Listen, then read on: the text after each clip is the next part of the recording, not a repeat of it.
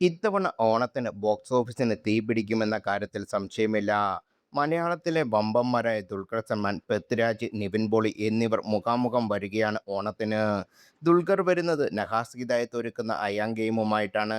നിവിൻ വരുന്നതോ ഗിരീഷ് ഏടിയുമായി ഒരുങ്ങുന്ന ബദ്രയൻ കുടുംബ യൂണിറ്റ്. വൈശാഖ് ഒരുക്കുന്ന ഖലീഫയാണ് പൃഥ്വിരാജ് ചിത്രം. കഴിഞ്ഞ ദിവസമാണ് അയാം ഗെയിമിന്റെ ട്രെയിലർ പുറത്തിറങ്ങിയത്. വലിയ ബജറ്റിലൊരുങ്ങിയ ചിത്രത്തിന്റെ ട്രെയിലർ ആകാംക്ഷ ജനിപ്പിക്കുന്നതായിരുന്നു. പിന്നാലെ സിനിമാ ലോകത്ത് നിന്ന് പ്രമുഖരെല്ലാം ആശംസയുമായി എത്തിയിട്ടുണ്ട്. ദുൽഖർ ചിത്രത്തിന്റെ ട്രെയിലർ പങ്കുവച്ച് പൃഥ്വിരാജും നിവിനും എത്തി. ഇവർക്ക് ദുൽഖറിന് മറുപടിയും നൽകുന്നുണ്ട്. ദിസ് ഈസ് ദ കിക്കസ് എന്നാണ് ദുൽഖർ സൽമാനും നഹാസ് ഹിദായത്തും അയാം ഗെയിമിന്റെ ടീമിനും മൊത്തം ആശംസ അറിയിച്ചുകൊണ്ട് ട്രെയിലർ പങ്കുവച്ച് പൃഥ്വിരാജ് കുറിച്ചത്.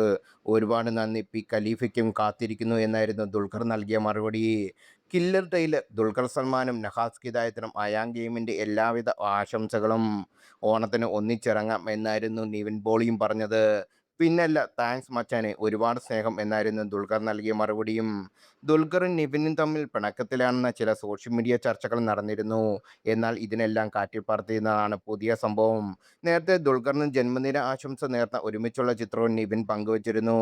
അതേസമയം ജൂനിയർ NTR, ജയസൂര്യ, അജു വർഗീസ്, മമിത ബൈജു, ചന്തു സലീംകുമാർ, നിമിഷ് രവി, സഞ്ജു സാംസൺ, പൂജ ഹെഡ്സെ തുടങ്ങിയവരും ദുൽഖറിന്റെ ചിത്രത്തിന് ട്രെയിലർ പങ്കുവച്ചിട്ടുണ്ട്.